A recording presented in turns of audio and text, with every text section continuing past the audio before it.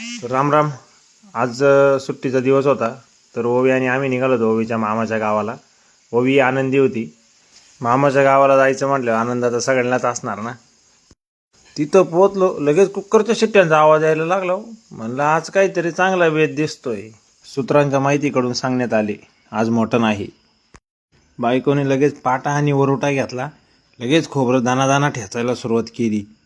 खोबरं ठेचून झालं, लगेच वरोटा आडवा केला आणि लगेच मिरची वाटायला पण सुरुवात केली.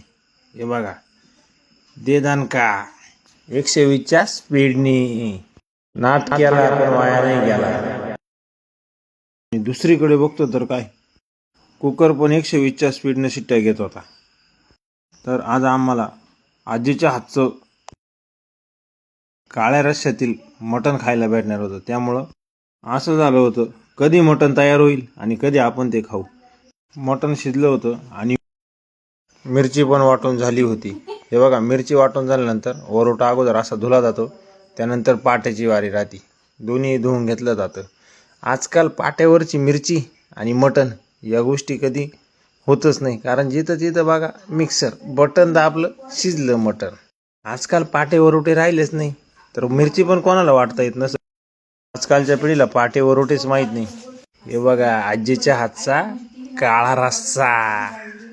मटण लाजबाब आणि नादच खोळा झालं होतं. कुठे जुन्या माणसांचं करणं ना. सर्व आवरून आम्ही निघालो होतो संगमनेरच्या दिशेने. जरा लग्नासाठी शॉपिंग करायची, आपल्या बहिणीचं लग्न आहे त्यामुळं. व्हिडिओ आवडला असेल तर लाईक आणि कमेंट नक्की करा.